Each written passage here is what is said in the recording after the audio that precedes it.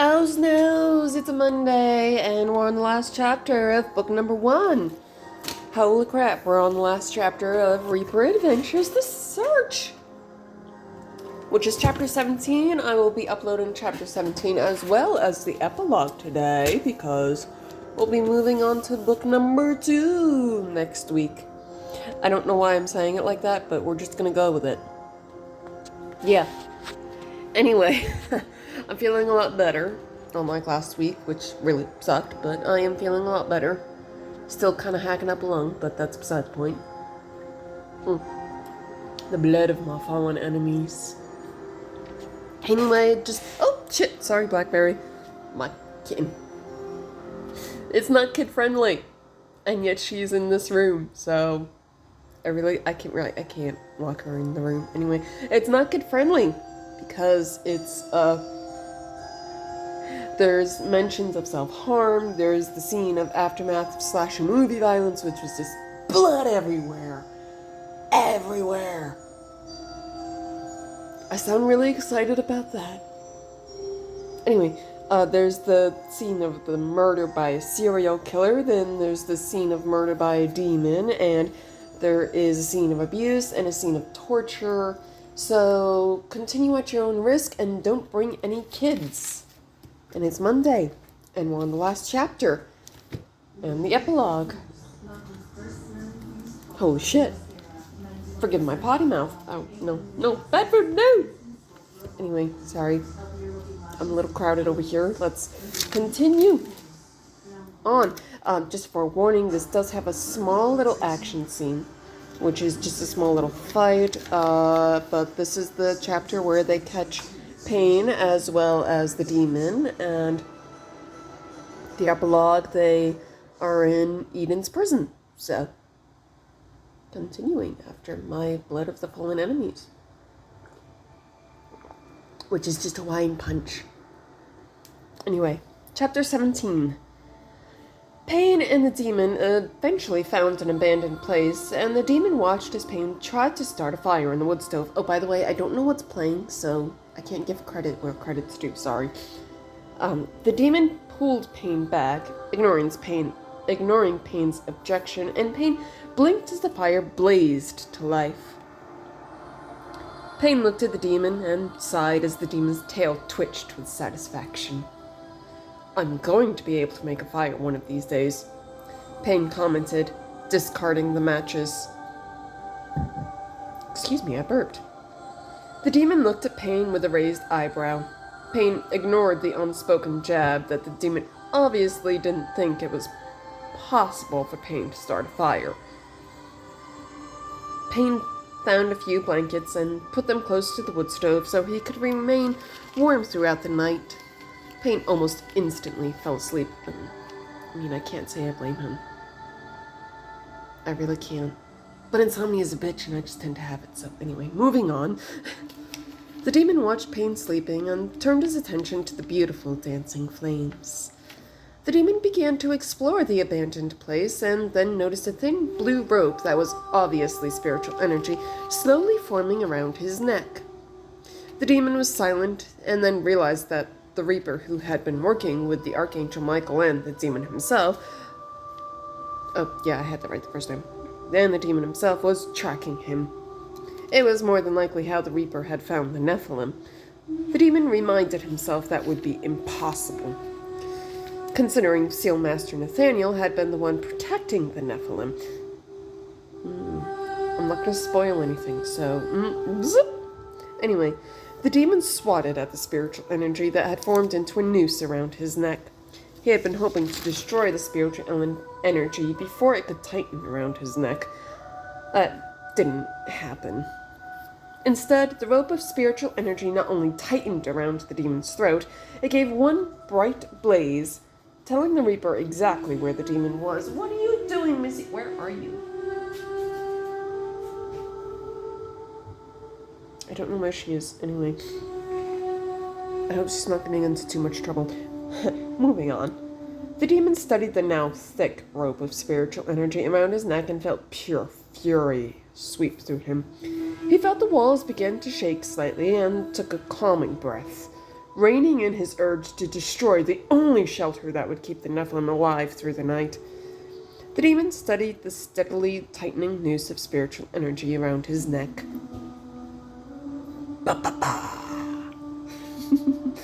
Sorry.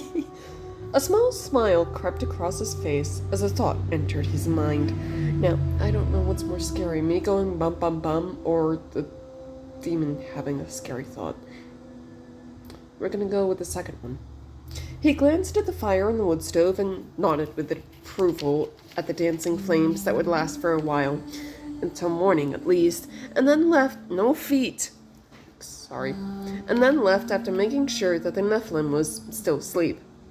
The demon had to admit that he was surprised the Nephilim was still asleep in the first place. I think I would be too, yeah, but when I actually manage to sleep, I sleep like the dead. So, moving on. The demon followed the rope of spiritual energy, and after a while, his question was answered. Norman's the Reaper, who's tracking them, but Norman had discovered that the demon had figured out that the demon could track Norman the way Norman tracked the demon. That's kind of a confusing sentence, but it makes sense. The demon stopped and glanced around the area, searching for the Archangel Michael. Hello, crazy kitty! Hello! Where is he? The demon asked Norman. Hi, Blackberry. Norman was silent as the noose of spiritual energy vanished. The demon patiently waited for Norman to speak. It's pointless to hide, Michael. He's not going to stay hello too long if you don't show up, Norman sighed. There was a tense silence, and the demon raised his eyebrows and was about to leave when the Archangel Michael arrived. Where is the Nephilim? Michael asked. I need to add a few little things, like the Archangel Michael, 'cause, yeah. I wouldn't know. He has poor sense of direction. The demon responded with a shrug. Oops. Michael studied the demon as... No, I gotta add that too. The demon as Norman cautiously approached the demon. The demon hissed as Norman carefully scanned the demon. Norman swallowed nervously and carefully extracted the lingering presence of the Nephilim being pain. But Norman took a hurried step back as the demon made a mocking lunge towards Norman. There's my kitty cat! His fangs nearly grazing Norman's throat as the demon's jaws snapped shut. That's actually gotta be absolutely terrifying, now that I think about it. Just... Phew. The demon chuckled at Norman's nervous and frightened expression. Norman took a few more precautionary steps back, keeping an eye on the demon's twitching tail. The demon snickered and turned his attention to the Archangel Michael when he shifted from one foot to the other. Norman took the temporary distraction and quickly whispered the tracking spell, using the Nephilim's lingering presence that had been on the demon. 'Cause that's possible. Yeah. The demon heard the whispered spell and swiftly focused his attention back to Norman, a furious hiss escaping from the demon as the rope of blue spiritual energy began to form and head to where the Nephilim currently was.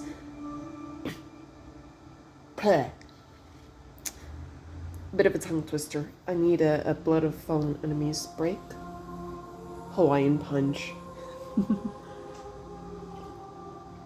It sounds a lot more fun if you say the blood of your fallen enemies, though, when you drink the red liquid. Moving on. Norman was forced to duck the demon's attack and expertly moved backwards without tripping over his feet. Norman knew that if it weren't from the Archangel Michael, the demon would have advanced. There we go. Because of the Archangel Michael, though, the demon was forced to shift his focus of attack. Norman knew better than to linger in case the Archangel Michael needed assistance. He lingered for a few seconds to make sure that the Archangel Michael would be alright before he began to follow the rope of blue spiritual energy at a full run. I don't know where she went. What are you doing? Where are you? I don't know. Hopefully not into too much trouble. Anyway, the demon growled and attempted to go around the Archangel Michael.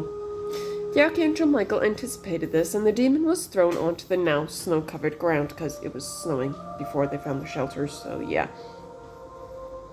The demon quickly recovered, and the Archangel Michael somehow managed to make sure the demon wouldn't be able to go around him.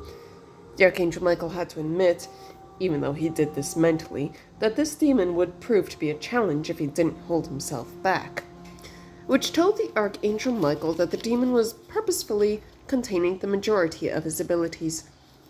This is actually kind of a long thing, but we're almost done with the chapter, which means the epilogue will be popping on up soon, so... The Archangel Michael quickly had this thought and made that realization and put that revelation to the back of his mind, focusing his attention back to the fight that could potentially become much more intense if the demon decided to not hold back what he could be capable of anymore. The demon studied the Archangel Michael, mentally noting that the Archangel Michael knew that he was holding back. The demon hissed softly, his tail raising as the demon decided that the best way to end this fight was to poison the Archangel Michael. The demon felt the venom gland near the scorpion-like tip of his tail prepare the poison to be injected into the Archangel Michael's bloodstream. There we go. I had to correct myself on that. The poison... Okay, she's playing with her catermelon. It's a toy. Anyway.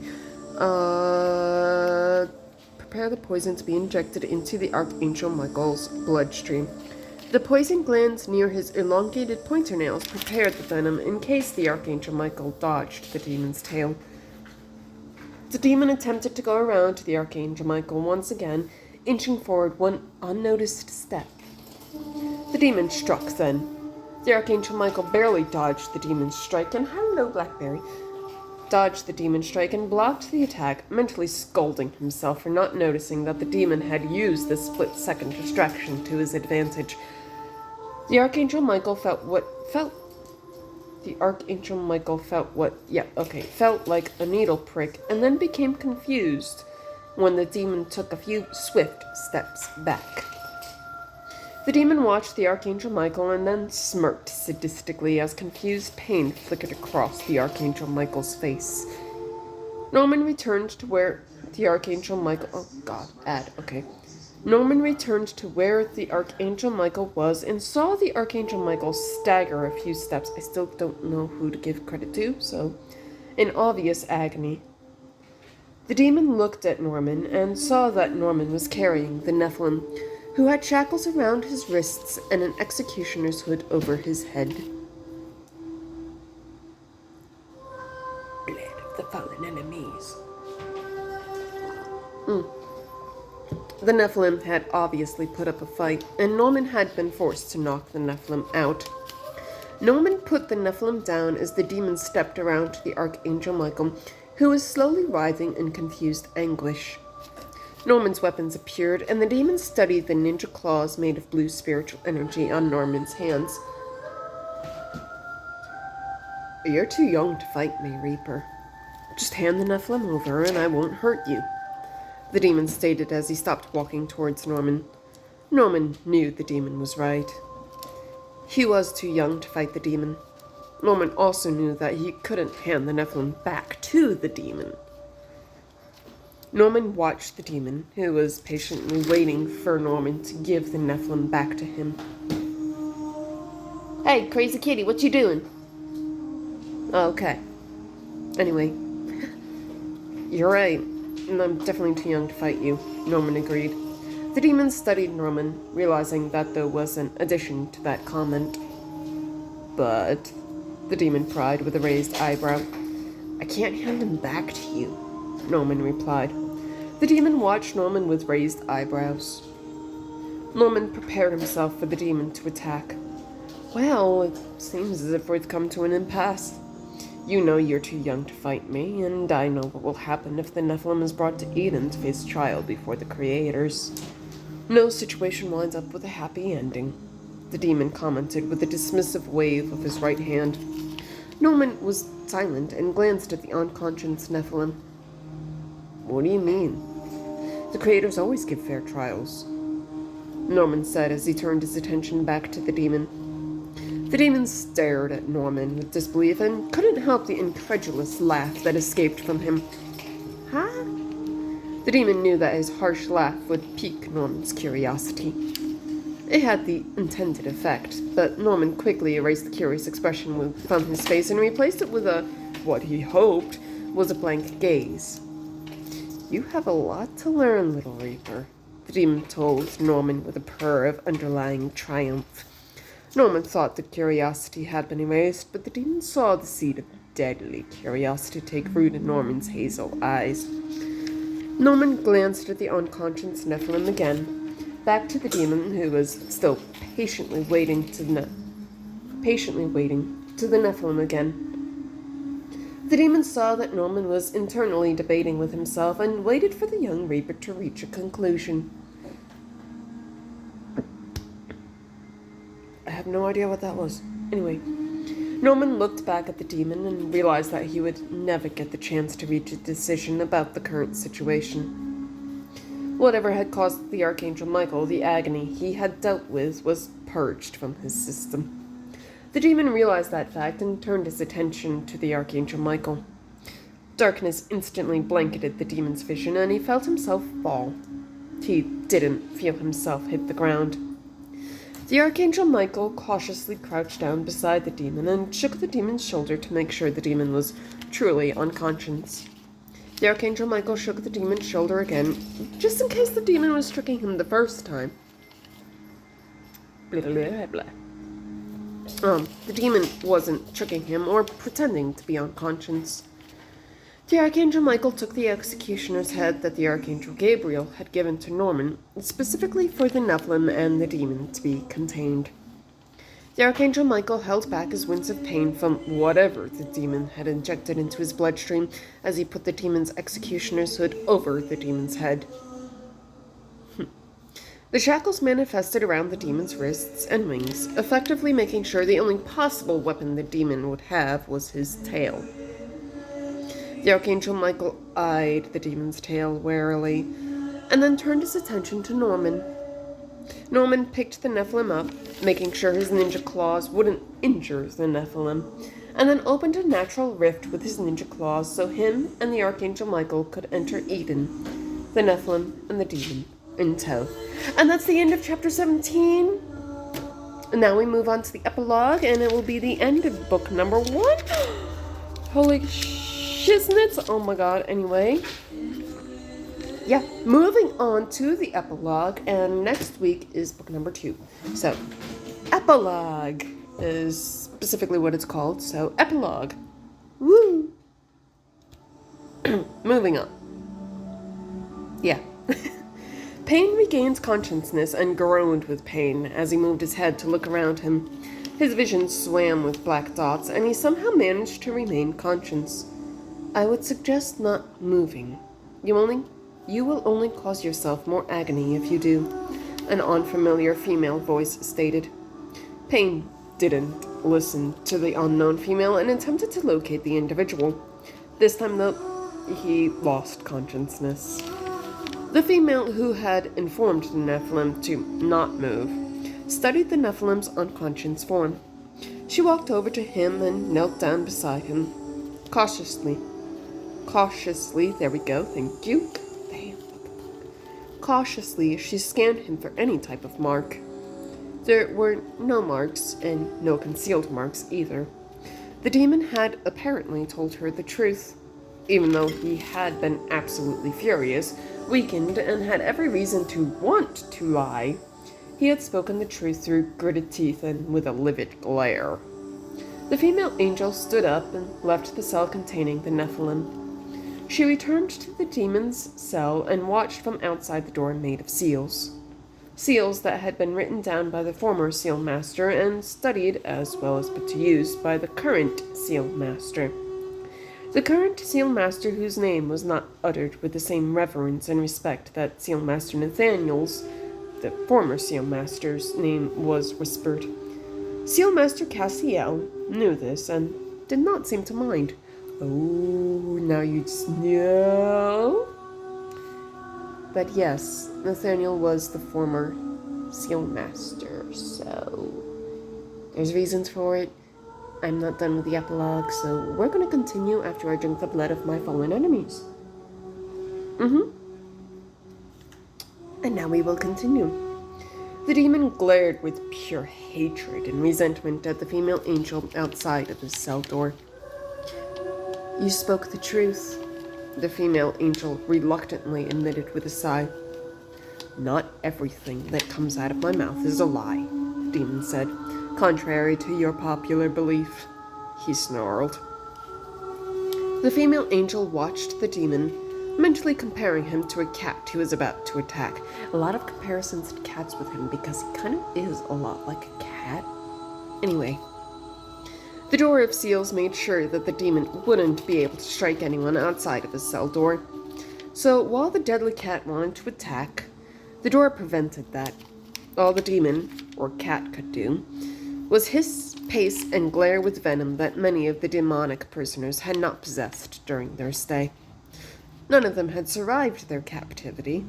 They had all eventually fallen victim to the steady weakening that could not be helped when held in Eden's prison, because demons don't really belong in the angelic city or the heavenly city of Eden in my mind.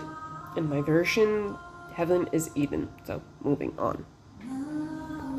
My apologies for not taking your word. You have every reason to want to lie, though. I had to make sure that you truly did not mark the Nephilim, the female angel commented. The demon only stared at her with undiluted fury. The female angel studied the demon and knew that the only way this demon wouldn't meet the same fate as the other demons was to somehow convince him to tell her his name. I mean, that would kind of maybe save him. The Nephilim has a name, yes? The female angel inquired as she decided to save that long and excruciating task for a later date. Yeah, the demon answered, the hatred replaced with confusion. What is the Nephilim's name? The female angel pressed. Ask him, the demon hissed. He is currently unconscious and unable to answer because of it, the female angel informed the demon. His name is Paine, P-A-Y-N-E, the demon replied after slight consideration. My thanks for allowing me to know the Nephilim's name, the female angel said, wishing she could remove those words from having to be spoken. The demon seemed amused and nodded once, just to let her know that as livid as he was, he would observe common courtesy. I will give my name, in case something arises where you have need of me. I do not expect you to return the favor. However, while the Archangel Michael may have captured you with the help of the Reaper Norman, you are my captive until you stand trial, the female angel explained, inwardly cringing at the fact that she would have to introduce herself. The demon waited for her introduction. I am Princess Ariel of the Angelic Order.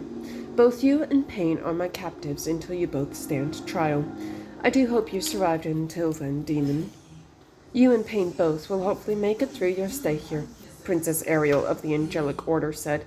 She then politely dismissed herself and headed upstairs to where Eden's prison held the less dangerous prisoners.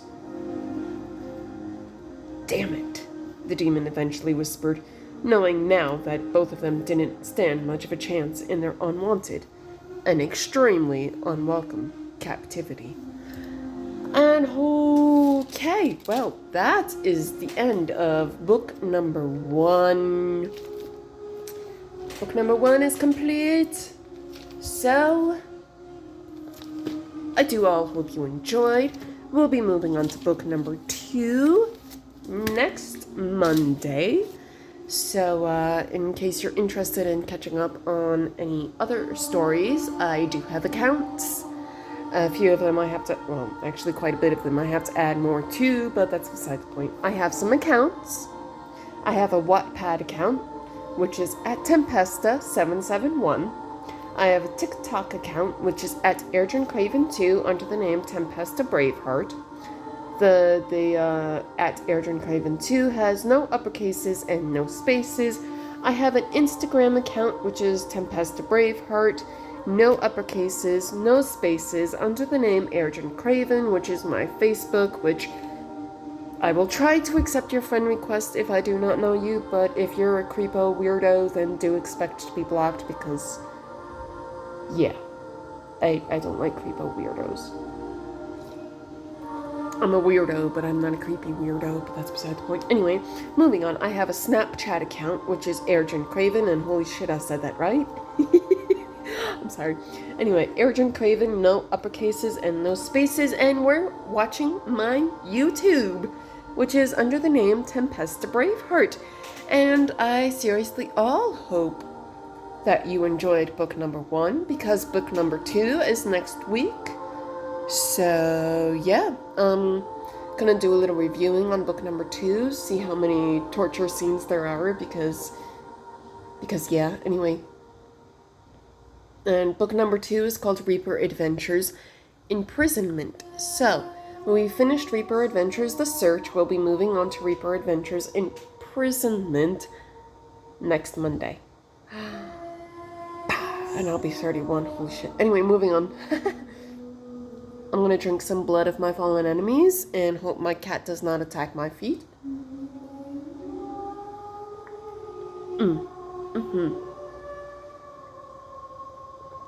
So until next Monday, where we move on to book number 2, peace out, Girl Scouts, and enjoy the mental hilarity.